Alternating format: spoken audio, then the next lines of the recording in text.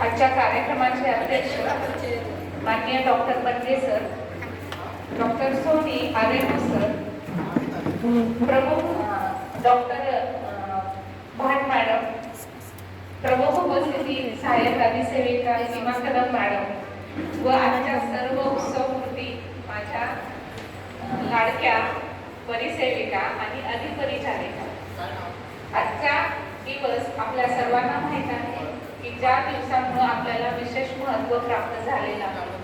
आज आपल्या आद्य परिचारिका नर्सिंगच्या फाउंडर फ्लोरेन्स नायटिंगेल यांचा जन्मदिवस आहे आणि आजचा जो दिवस असतो तो आपल्या सर्वांना ग्रॅटिट्यूड म्हणजे समाजासाठी जे आपण योगदान देतो त्याच्यासाठी आपल्याला एक कौतुकाची थाप किंवा त्यांचे आपल्या प्रतीचे कौतुकाचे शब्द यासाठी आणि नर्सेसला त्यांचं समाजातील महत्त्व पटवून देण्यासाठी हा दिवस विशेष साजरा केला जातो. पण हा जो दिवस आहे हा कोणामुळे आपल्याला साजरा करण्याची संधी मिळाली तर त्या विशेष व्यक्ती आहेत फ्लोरेन्स नायटिंगेल की ज्यांचा जन्म 12 मे 1820 साली झाला आणि त्यांची कारकिर्दी 13 ऑगस्ट 1910 पर्यंत होती. आपल्या सर्वांना पहिल्या वर्षाच्या नर्सिंग फाउंडेशनच्या बुकमध्ये फ्लोरेन्सबद्दल हिस्ट्री दिलेली आहे आणि सगळ्यांना माहीत आहे नर्सिंगचं फेजेस की कशा कशा प्रकारे हिस्ट्री ऑफ नर्सिंग कशी इव्हॉल्व्ह होत गेली. म्हणजे आधी कसं स्वरूप होतं मग नंतर असं करत करत सुरुवातीची जी अवस्था होती नर्सिंगची ती थोडीशी कठीण होती, परंतु जे एक चांगलं स्वरूप जे दिलेलं आहे ते तुम्ही दिलेलं आहे फ्लोरेन्स नायटिंगेल यांनी. तर ह्या एक ब्रिटिश असून त्या अतिशय श्रीमंत घरात जन्माला आलेल्या होत्या. त्या एक थोर समाजसेवक होत्या. त्याचप्रमाणे त्या संख्याशास्त्रज्ञ होत्या म्हणजे त्या स्टॅटिस्टिशियन होत्या. याचबरोबर त्यांना थिओलॉजी आणि थिअरीज यामध्ये देखील त्या विशेष पारंगत होत्या. म्हणजे त्यांना धर्मशास्त्राचं सुद्धा विशेष ज्ञान प्राप्त होतं आणि नर्सिंगचा त्यांचा गाढा अभ्यास आहे. जर आपण त्यांच्याविषयी माहिती करायला गेलो तर वेळ पुरणार नाही. तर त्यांचं कारकिर्दी आहे, त्यांचं म्युझियम आहे की ज्या ठिकाणी आपण जाऊन त्यांचं पूर्ण अभ्यासक्रम जे त्यांनी जे कारकिर्दीमध्ये जे कामं केलेले आहे त्याचा पूर्ण आपण अभ्यास करू शकतो. तर अशा या ज्या फ्लोरेन्स होत्या की ज्यांनी नर्सिंगचं सायंटिफिक सिलेबस चालू केला आणि एक मॉडर्न नर्सिंगची जी सुरुवात आहे ती फ्लोरेन्स नायटिंगेल यांनी सुरुवात केली आणि त्याचा पाया त्यांनी Saint Thomas nursing college London या ठिकाणी सुरू करून नर्सिंगचा पाया त्यांनी त्या ठिकाणी घातलेला आहे.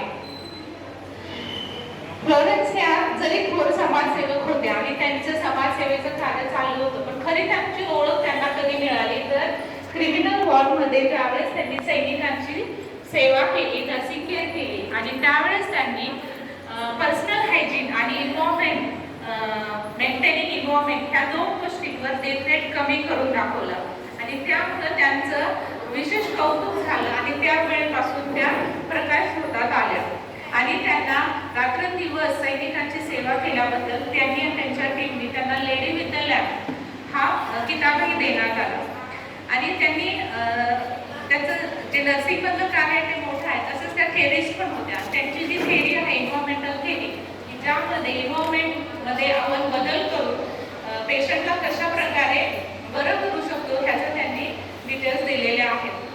तर यांना त्यांच्या कामाबद्दल रॉयल रेड क्रॉस यांनी 1883 मध्ये lady of grace of order of Saint John's आणि ऑर्डर ऑफ मेरी अशी विविध पुरस्काराने त्यांना पुरस्कृत केलेलं आहे.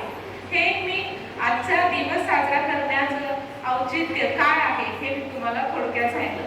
खरं खूप दिवसही बऱ्याच काळानंतरही फ्लोरेन्सच्या बर्थडेच्या दिवशी आपण नर्सेस डे साजरा करत होतो, परंतु साधारण 1965 पासून नर्सेस डे साजरा करण्याची सुरुवात झाली आणि यामध्ये मोठं योगदान इंटरनॅशनल नर्सेस काउन्सिलचं आहे आणि त्या अनुषंगाने इंडियन नर्सिंग काउन्सिल दरवर्षी एक थीम देत असते की ज्यावर आपल्याला वर्षभर ज्याप्रमाणे तुम्हाला मी सांगितलं एक ऑब्जेक्टिव्ह दिलेला असतं, एक गोल दिलेला असतो, त्याच्यावर आपल्याला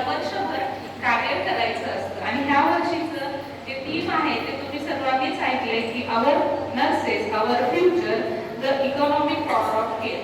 म्हणजे आपल्या नर्सेस आपलं भविष्य आहे. नर्सेस डेच्या अनुषंगाने इंटरनॅशनल नर्सेस काउन्सिलचे जे मेंबर असलेले 130 देश आहेत आणि त्यामध्ये असलेल्या जवळपास 28 लाख परिचारिका आहेत की ज्या हा दिवस साजरा करतात आणि त्यांच्यासाठी हे थीम दिलेलं आहे. नर्सेस ह्या ज्या आहेत त्या जागतिक आरोग्य सेवा देण्यामध्ये नेहमीच अग्रेसर राहिलेल्या आहेत. त्यांनी नेहमी स्वतःच्या जीवाची पर्वा न बाळगता वेगवेगळ्या आव्हानांना नेहमीच तोंड दिलेलं आहे. त्याचं उदाहरण जर आपण सांगायला गेलं तर आपल्याला कोविड पॅन्डेमिक मध्येच ते प्रूव्ह झालेलं आहे की नर्सेसनी कशा प्रकारे स्वतःच्या जीवाची पर्वा न करता नर्सिंग केअरने पेशंटला बरे केलेले आहे. परंतु आरोग्य यंत्रणेमध्ये नर्सेसचं इतकं महत्त्व असून त्या आरोग्य यंत्रणेचा बॅकअप असून देखील हा महत्त्वाचा रोल पार पाडत असताना देखील दुर्दैवाने आपल्या आरोग्य यंत्रणेमध्ये आपल्याला नर्सेसना दुर्लक्षित केलेलं आहे असं दिसून येतं आणि त्यांना अंडर एस्टिमेट केलेलं आहे असंही दिसून येतं. परंतु आता नर्सेससाठी व जागतिक आरोग्याचा दर्जा उंचावण्यासाठी नर्सेसचं महत्त्व ओळखणे आणि त्यांना सुरक्षित करणे, त्यांचा सन्मान करणे आणि त्यांच्यामध्ये गुंतवणूक करणे ही काळाची गरज आहे.